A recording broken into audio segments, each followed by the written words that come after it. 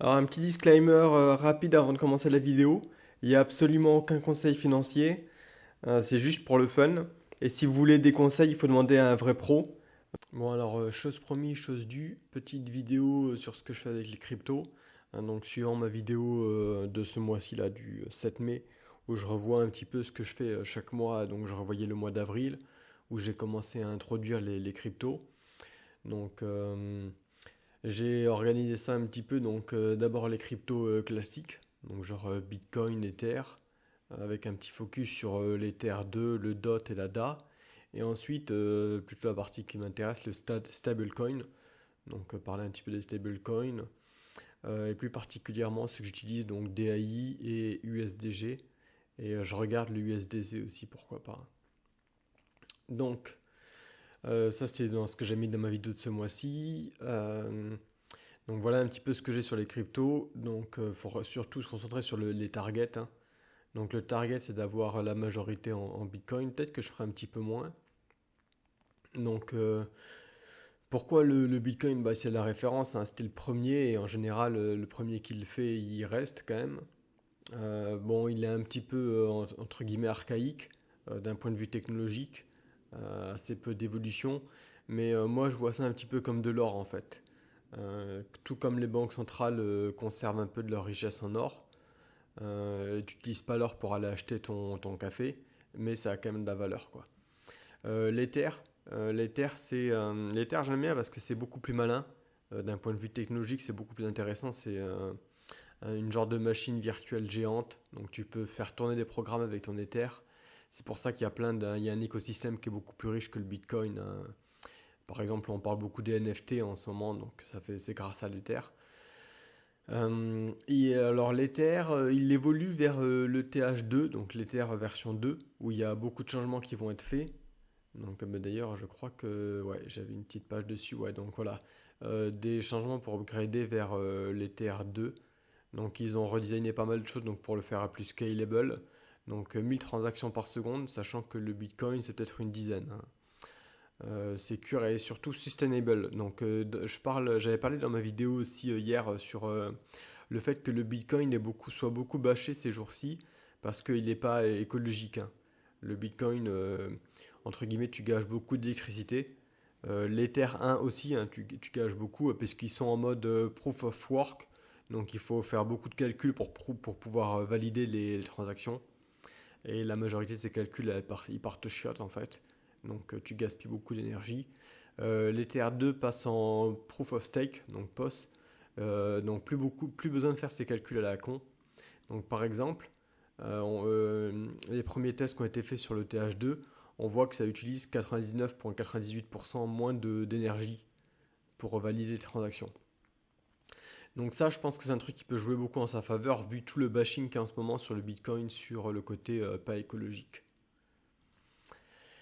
Ensuite, donc voilà, le TH2, ouais, moi je suis assez bullish sur le TH, hein. D'ailleurs, on voit depuis quelques semaines ça pompe bien, donc c'est une bonne nouvelle.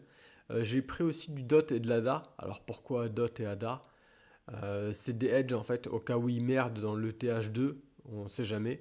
Je pense que le pognon ira sur soit l'ADA, soit le DOT. Alors pourquoi ces deux en particulier? Donc voilà les créateurs de l'Ethereum. Donc on va se focus sur Vitalik que tout le monde connaît, qui est celui qui reste aujourd'hui. Mais il y a aussi Charles et Gavin. Donc Charles est parti en 2014 et il a créé, que je dise pas de conneries, l'ADA. Et Gavin est parti après et il a créé, si je dis pas de conneries, le DOT. Voilà. Donc si je dis pas de conneries, Charles il fait du temps sur Cardano, donc ADA, et Gavin il fait le DOT. Donc voilà, donc les mecs ont quand même une réputation. Donc s'il y a une merde sur le déploiement de ETH2, je pense que les investisseurs iront en default vers une de ces deux cryptos. J'ai pas réussi à trouver laquelle faisait le plus de sens. Les deux sont pas mal en fait, donc j'ai pris un petit peu des deux. Juste en tant que edge d'ailleurs, ouais, backup, ouais, c'est ça, c'est ouais. Donc voilà pourquoi j'ai du DOT et de l'ADA aussi. Donc ce qui est pas mal avec le DOT et l'ADA, c'est que c'est nouveau, donc il n'y a pas besoin de faire de migration. Et dès le début, ils implémentent le Proof of Stake. Et le proof of stake, c'est pas mal parce que... ah oui, alors, putain, j'ai oublié ça, mais un petit warning, c'est pas parce que le nom du DOT ou de l'ADA est fait par un nom connu, un créateur connu, que ça va être un succès.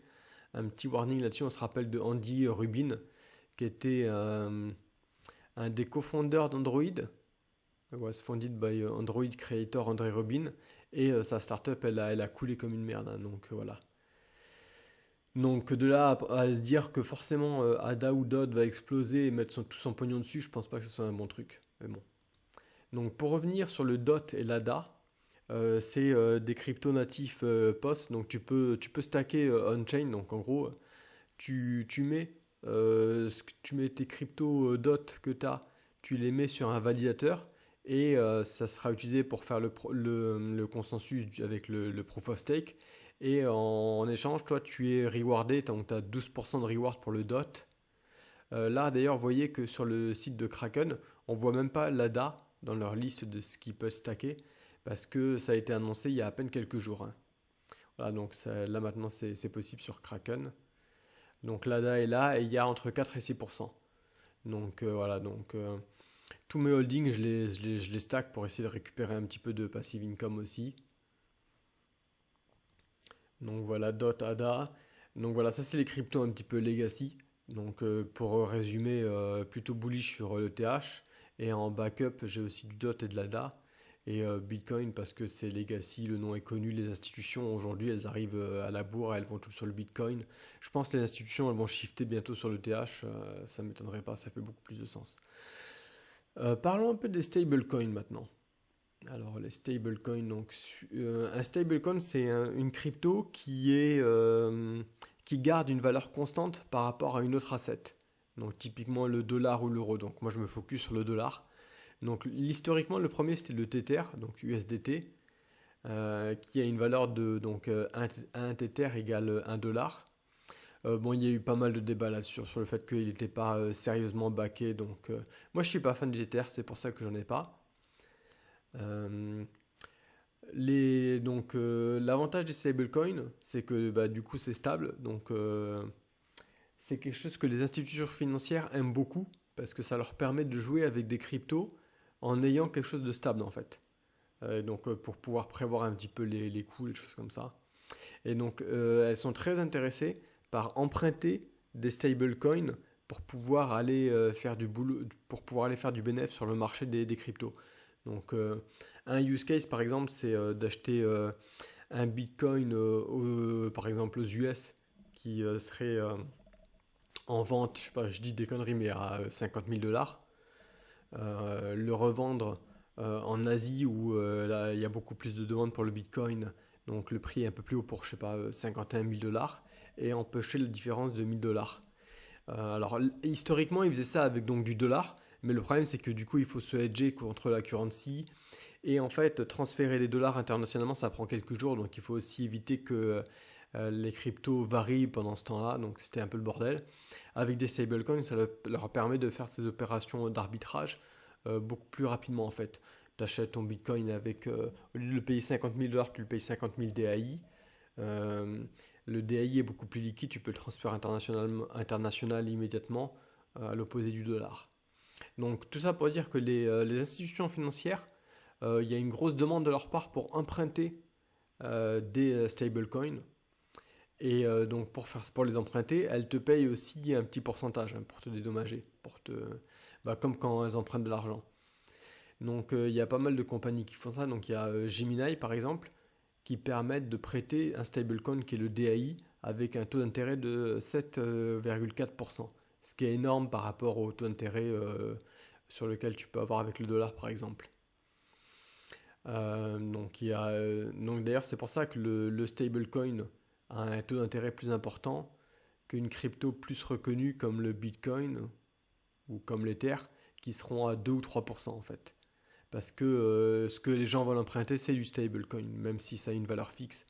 Donc ça paraît un peu bizarre mais bon. Donc c'est un peu le business derrière du pourquoi est-ce que tu peux prêter des stablecoins avec un si beau taux d'intérêt. C'est parce que les institutions financières les utilisent pour faire des transactions. Alors un petit bémol là-dessus, il y a de plus en plus d'institutions financières qui maintenant commencent à vraiment shifter vers les cryptos. Donc elles auront peut-être moins besoin de ça, donc il est possible que les taux d'intérêt diminuent. Donc on a vu, ça c'était vendredi, hein, Goldman Sachs qui commence à créer une équipe crypto trading. Mais bon, actuellement la majorité continue à emprunter les stablecoins pour éviter d'avoir sur leur compte à gérer des cryptos en fait. Donc on en revient, voilà. Donc mon idée c'était de d'acheter du stablecoin avec du dollar et de bénéficier de ces taux d'intérêt. Donc pour ça, j'ai targeté deux stablecoins, donc DAI et USDG. Donc USDG, c'est le stablecoin de Gemini. Et je regarde le stablecoin de Coinbase. Aujourd'hui, j'en ai pas. Donc DAI. Alors ouais, juste pour aller aux intérêts, donc je vous ai montré. Donc ça, c'était sur Gemini. Gemini, le DAI a un taux d'intérêt de 7,4%. BlockFi, qui est une autre compagnie qui permet de prêter ses cryptos. BlockFi, on voit que le GUSD, c'est pas USDG, c'est GUSD, pardon, est à 8,6%. Donc voilà, un stablecoin, c'est à peu près entre 8 et 10%. Le TTR est un peu plus élevé, mais moi j'aime pas le TTR, donc tant pis. Donc voilà, donc DAI c'est quoi? C'est une crypte, c'est un stablecoin qui a un peg, donc qui est gardé stable avec le dollar de manière automatisée avec des smart contracts. Donc c'est pas comme TTR où derrière tu as un humain qui te garantit quelque chose. Ça c'est fait de manière algorithmique, donc j'aime bien parce que moi je fais pas confiance aux gens. Et USDG, un autre stablecoin qui est celui de Gemini. Donc celui-là par contre il est backupé par Gemini. Donc quand tu achètes un USDG, alors c'est GUSD, hein, quand tu achètes un Gemini Coin, eux ils mettent 1 dollar dans un compte en banque quelque part, un peu comme Tether, exactement comme Tether. Sauf que Gemini, je les aime bien, je leur fais assez confiance. Donc j'ai pris leur stablecoin à eux aussi. Pareil, Coinbase, ça a été introduit en bourse, c'est une grosse boîte. Peut-être que je ferai aussi avec Coinbase. Pourquoi pas utiliser un seul stablecoin? Bah parce qu'en fait, un des dangers, c'est que le stablecoin se casse la gueule et perde sa peg.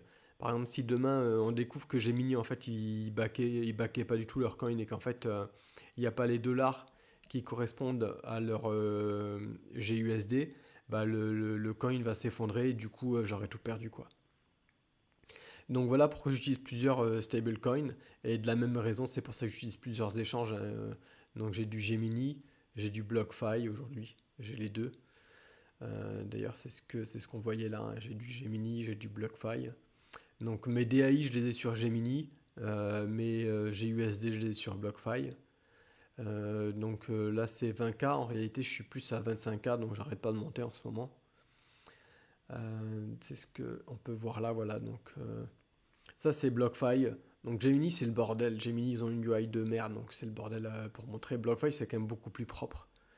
Donc on voit que j'ai les 25 000 dollars sur le GUSD, donc le Gemini dollar. Et vous voyez que c'est tout nouveau, hein. J'ai commencé en avril. Et donc c'est pour ça que les intérêts payés sont encore bas, parce qu'en fait j'ai commencé à avoir vraiment du pognon que très récemment. Donc le mois dernier, ils m'ont payé 30 dollars d'intérêt, sachant que j'avais pas 25 000 dollars à cette époque. Donc on verra vraiment ce que ça vaut que dans le mois prochain, voire 2 mois, hein. Donc faut pas s'exciter là-dessus. On verra ce que ça va donner.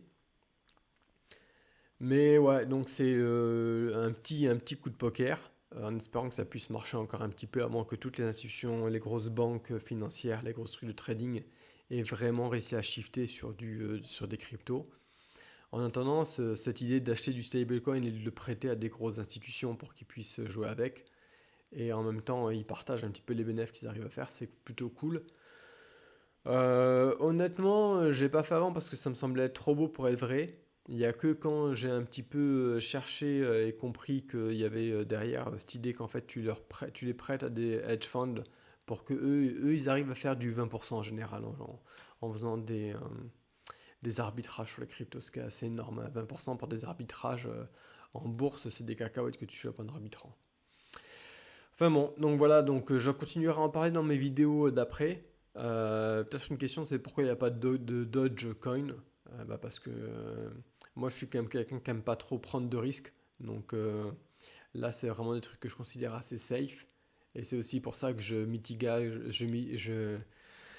J'essaie de me couvrir le cul, on va dire, en mettant sur plusieurs cryptos différentes, plusieurs échanges différents pour vraiment minimiser les risques au cas où il y a un échange qui disparaît du jour au lendemain, une crypto qui se casse la gueule. Normalement, c'est assez stable. Donc voilà, on verra dans les mois suivants si ça marche ou pas.